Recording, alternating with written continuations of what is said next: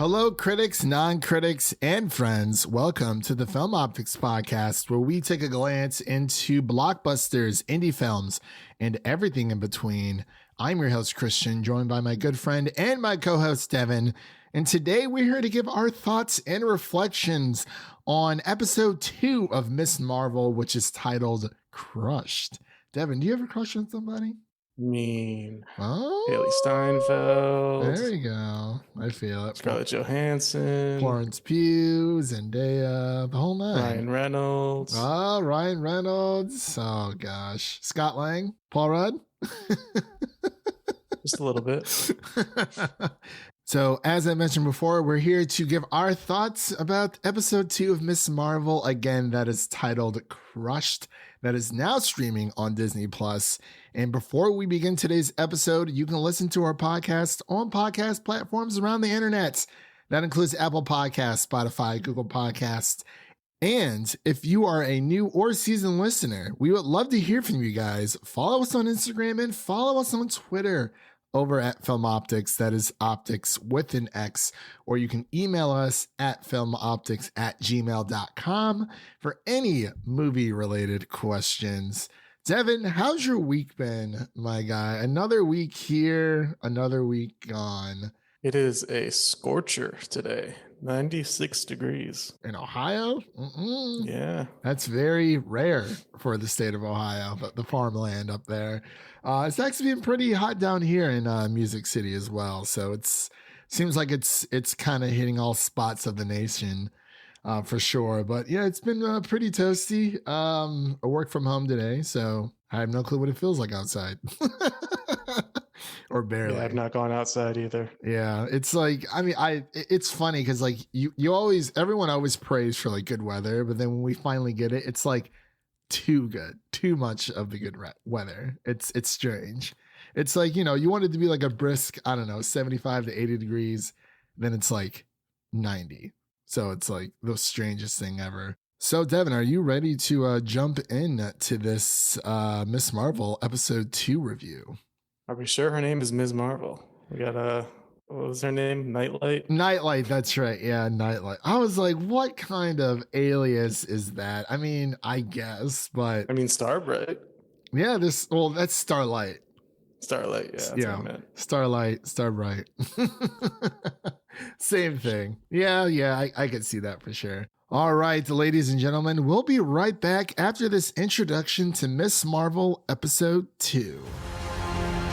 Maybe they're right. I spend too much time in Fantasyland. That is not you. It's not really the brown girls from Jersey City who save the world. That's a fantasy too. All right, and we are back with our episode 2 review of Miss Marvel. You just heard a little snippet of the trailer. As I said before, we're just going to be breaking down this episode as we do each and every week. We're going to get into some initial reactions, get into our spoiler section, hit up those Easter eggs, round out with our final thoughts and our ratings, and we're going to get the heck on out of here. So I'm actually going to pass it back over to Devin so he can give his initial reactions for episode 2. I'm very interested to see what he thinks of this because I've already seen it prior. So that's why I'm going to, hang out here for a bit. But yeah, take it away. Yeah, another bright entry into the Ms. Marvel TV universe here. I feel like we definitely got a lot of good information here. We got some more of her powers, the classic training montage that every origin story has to have. I actually really liked how they did it in this one and how it ends up with how her powers look. Definitely not an issue like all the weirdos out there wanted to complain about before even seeing it. I mean, it just looks so cool. They're calling it Hard Light, the name of that substance she creates. Interesting name, not sure about that, but it definitely looks cool. Poor Bruno. Every time he's on the screen, he just looks so sad because Kamala is drooling over somebody new and he is just in that friend zone. He's not coming out. There's no way out of it. He's getting offers to school. Just go, buddy. Go to MIT with Ned and MJ. Like, Well, I think it's Caltech, there's a isn't bright it? future out there. Yeah, that's where he got offered to, but I'm sure get into MIT. He's the next Tony Stark, apparently. Yeah, he looks a little bit like Barney McFly. Not sure if you noticed that. Yeah, with he's the- wearing that like orange jacket.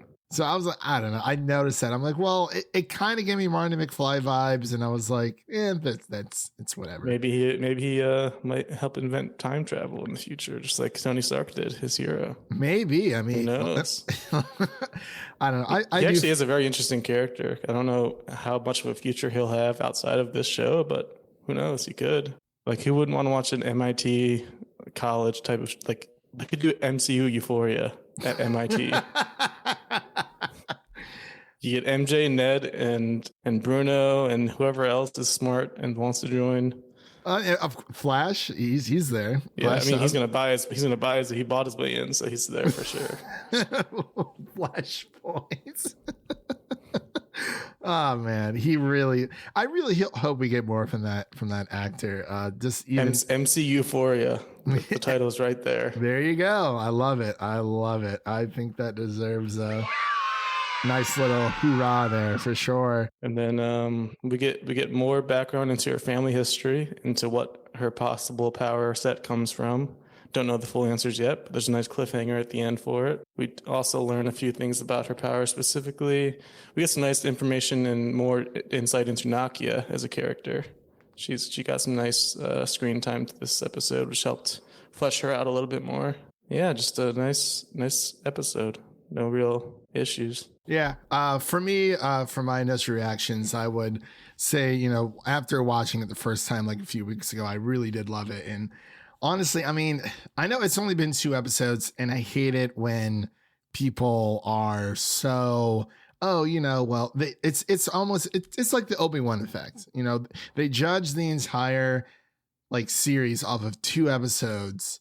And it's like they act like the series is over. They're like, oh yeah. They're like, well, I don't like it. Or the other way around. Even with Kenobi, like after episode 3, everyone's like, oh, it's the greatest Star Wars show ever. Yeah. Well, I'm not going to go there yet.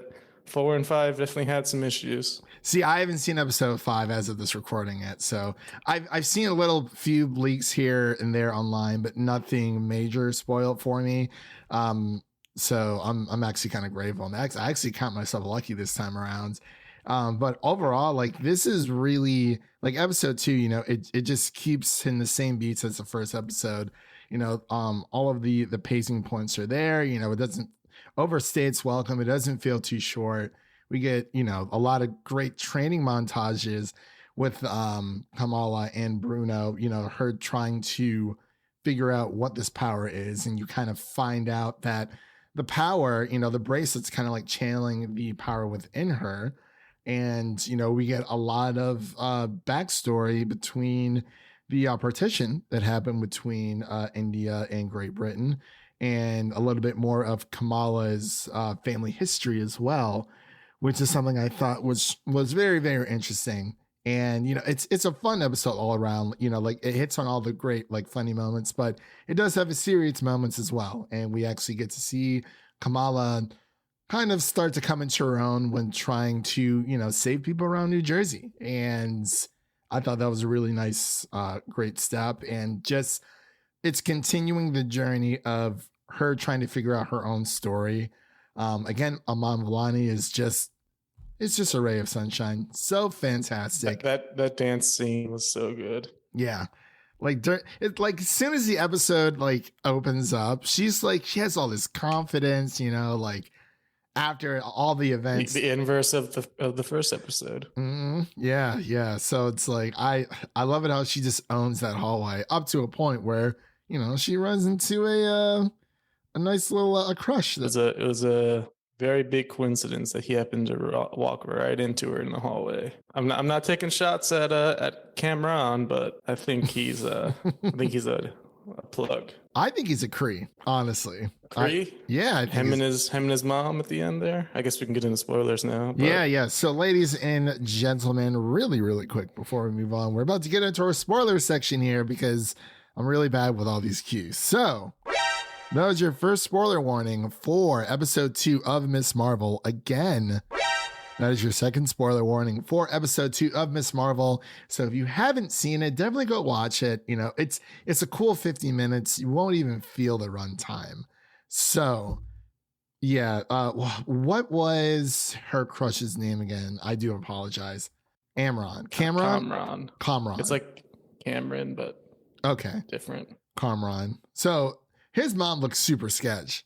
Yeah, I'm pretty sure Cameron's up to no good. He's a mischievous guy. He's running into her in the hallway, and then when he gets out of the pool and walks right up to her, you know what you're doing. I mean, everybody at that party, he just goes right up to her. She was stepping on his shirt though. Like he knew where he left his shirt. His shirt was located. This is true. So I really don't. It could be either or, but I will say it's just the classic trope where somebody gets close to somebody just for the greater good of themselves or somebody else. But I am glad they seemingly got through that part of the story in one episode instead of dragging it out like the whole series or like a whole movie it would take to get through that part. Yeah, I'm really loving just the pace, not only just the pacing, just how the story is told. You know, we still get a little bit more of the, you know, graphic emojis like while they're texting, and of course the intro always gets me, and I love it's like different. Like the song this week was great. That was really awesome. I really hope they keep it up. It just seems like one of those shows where like I'm excited to tune in every single week. Like obviously not every single episode will probably hit on the same highs as we've gone through for episode 1 and for 2, but I do feel like people have like mature like thoughts, especially like I said before, you know, Obi-Wan Kenobi is running alongside Miss Marvel for now, and that ends next week, which we'll be covering here on the show.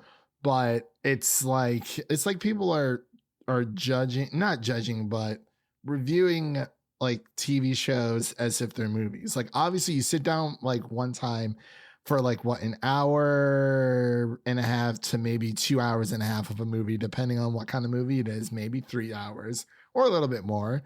But it's like, you know, I kept just seeing people saying, oh, well, you know, Kenobi was terrible. And it's like, well, we got the first 2 episodes. I'm like, my brother in Christ, we have like 4 more left. So it's like, You bring up a good point about the whole movie thing, because Heavy Spoilers brought this up today. He mentioned that it's kind of like these series are either a 6-hour movie or they were specifically made for TV. Mm-hmm. For example, Kenobi is more like a 6-hour movie, mm-hmm. whereas Mandalorian is made specifically for TV, where each episode is its own contained story, and they go on an adventure and it ends. And then there's themes tying everything together. Right. So it's kind of interesting to see, like within the MCU and Star Wars universe, just the different ideologies for creating a series. It feels like this one might be leaning more towards the 6-hour movie type of genre, but I guess we'll see. It is weird and I feel like, you know, as you mentioned that, like I even think about thinking back to like Hawkeye, where like even, okay, a better example is, I mean, WandaVision felt like a TV show, obviously, because of all the homage of you know, generations it's, you know, portrayed for television. But I actually went back and rewatched like Hawkeye, and I actually had a better time watching it. Just, you know, all 6 episodes are out. You know, obviously I need some of the plot points, but it felt more natural, because it is, you know, it's different, because like even though, you know, I make fun of Netflix sometimes for, you know, whatever, Stranger Things season 5 is not going to be episodic, even though it should be. At least when it comes to a lot of like Netflix's shows, when they edit and direct these shows, it's made so that you are able to binge them in one sitting or multiple sittings, depending on how many you watch within a day. So it feels as if these shows that Disney is pumping out, especially like for Marvel, you know, when it comes to Miss Marvel or Loki or Moon Knight, I feel like, I mean, I adore that they're doing week to week, but I do have a better time rewatching them after they're out, because I feel like they are paced better for like a bingeable state where you can kind of just blow through it, like you said, like a 6-hour movie. But that's just kind of what we're used to when it comes to Marvel, you know, these grand adventures. This is really Marvel's first, like, Marvel Studios' first try at when it comes to these weekly releases. Obviously, we have like the Marvel television shows on like Netflix with Daredevil and whatnot, but obviously, it just feels different. And I think they're still trying to find out what works for Marvel TV because they have all this money, it's these big budgeted shows. And they're like, okay, well, we can just make this grand movie and cut it up into 6 slices. But the problem there is that, obviously they're filming this all at once.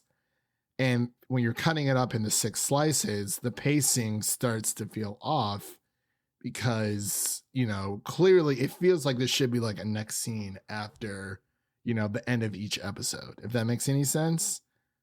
Yeah, I think this episode did a good job of leaving on that cliffhanger, Mhm. just kind of make it have an episodic feel where you're looking forward to next week to get answers. Do you have any predictions as to who this lady is? I don't know. I mean, even is it her great grandma who's just not aging? Maybe, because I mean, we do see the bracelet, which I think it's more of like a Kree bracelet. I'm not entirely sure, but we do see her great grandmother and she looks spooky as heck, dude. Like I was.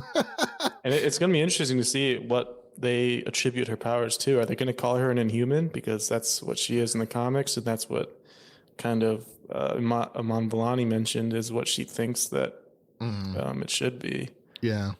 And I think the biggest sign is just in Doctor Strange Multiverse of Madness when they brought back Black Bolt. I feel like they wouldn't do that if they didn't plan on having some kind of future for the Inhumans. Yeah. Even though that show was horrendous, apparently. Never watched, never will. I saw maybe 1 or 2 episodes and I was like, nope. This is not They for me. literally just stole it from the MCU. Like they're going to make a movie in phase 3 for it, if you remember that. I do remember there being talks of it, but it's kind of like one of those things where it kind of just gets, thrown to the back of your brain. Yeah, it was supposed to be a movie, and then Jeff Loeb or whatever his name is snatched it and put a show on ABC, and it just failed miserably. This is the Gotham Knights situation all over again. I love how the game's not related at all. They wanted to make sure everybody knew that. But it's funny because I was wondering which one was going to show up on like a search engine first. So I went to Google and I just typed in Gotham Knights, because they're spelled exactly the same way. I'm sure the show's getting more impressions because everyone's saying how bad it is. Well, actually, the video game was like the first hit that came. It was like video game show, something like that. I think the video game's definitely going to receive a little bit well. Not sure about that price tag, that $70 price tag, but we'll see. We'll see. But yeah, back to Ms. Marvel episode 2. We just see more of the culture of like Pakistani culture and how Kamala's friend, they're in class and she says, oh, we spend X amount of weeks on during this time period, and then we spend like an entire like class or 2 on like the history of Persia, and then they just move on to something else. That's when she gets her power pimple. Yeah, her power pimple. Go to the bathroom. Yeah. What was her friend's name again? I do apologize. I wish I would have. Nakia. Nakia. Or Nakia, I guess. I think it was Nakia. Or yeah, either or, but I think it is pronounced Nakia. Let me know if I'm wrong, ladies and gentlemen out there. Just tweet at us at Film Optix. Again, that's Optix with an X, to let us know if we're wrong about any facts that we're talking about right now. Nakia, I like how, the bathroom scene between after Kamala gets her hero pimple type situation where she talks about her identity. Again, it reminds me so much of Turning Red. Yeah, it really does. Crazy. It does. Like this is like Turning Red the show, and I'm all here for it. Like 100%. It's fantastic. But just nice little moments like that. I think are very important. I actually wonder if Turning Red maybe got inspiration from the comics. Maybe. I mean, you never know, because I mean we've been seeing this a lot. A lot of similarities between a lot of shows lately. A lot of similarities between WandaVision and another show that I will not name right now, but but the embargo went up for it today. But yeah, for Ms. Marvel, I think they've been doing a swell job so far, and I'm interested to see, you know, like what this bracelet is all about. You know, how does it tie into Kamala's family history, and will Bruno ever go to Caltech? Please do. Don't wait around for the friend zone. Mm-mm. Don't do it, buddy. There's only one man who's ever been able to get out of the friend zone, and his name is Ronald Bilius Weasley. There you go. That is very, very true. And he traded in his soul for it. He did. Well, I don't know. But yeah, I feel so bad for Bruno. Like, it's, you know, everyone, you know, the new guy forgets his name, and Brian. He calls him Brian. He's like, he knows my name's not Brian. But I can't forget a name like Bruno. Yeah, exactly. I wonder if they have Encanto in the MCU universe. I don't know. I'm not entirely sure. But I mean, obviously we know like Star Wars is like a thing in the MC universe, which I actually think is pretty funny. One last thing before we go, I wanted to touch on really quick. When Nakia is like gaslighting Kamala's father. Yeah, you wouldn't want to. We wouldn't want to ruin our progress as women, right? Right. She manipulated that conversation so well, and the look on Kamala's father's face, he was like, "Oh, good Lord, what have I done?" And he's so torn. And then his friend's like, "Yo, what are you doing?" You know, they had this big election going on in their community, and you know, we see the you know, the imbalances, the indifferences between how men and women are treated within their community as well.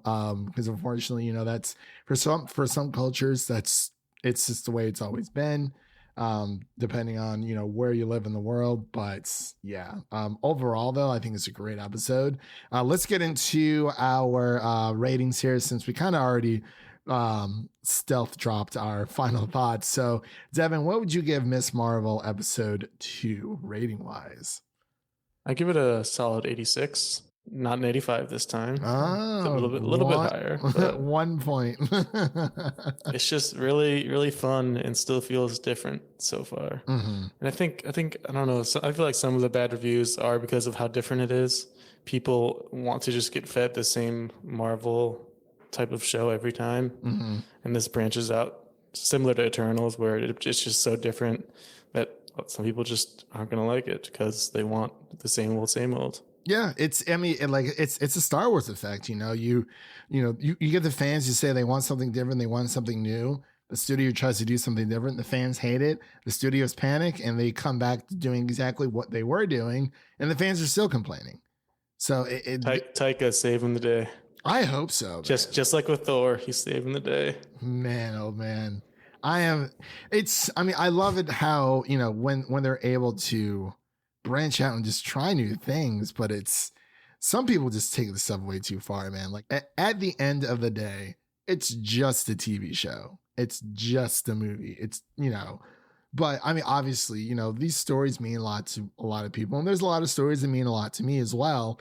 But at the end of the day, like, I'm not gonna go on some random rampage and review bomb a show that I've never seen before prior to its release, saying, "Oh, her powers are different, so that automatically makes it bad." It's like, you don't know what kind of journey she's going on. We have 4 episodes left, so you need to just watch the show, because because I don't know. I just think people just need to watch an entire series before just saying, "Oh, well, this show's boring." And it's like, I don't know. The attention span thing, I think, is a big issue, because I've seen people, you know, kind of clock out of shows and they know it's something that, you know, there's like 4 or 5 episodes left, and then they come back towards the end, and then it's like, "Oh my God, this show is like amazing." It's like, yeah, but like you didn't, like, part of watching a show like each and every week is like taking the bad and the good.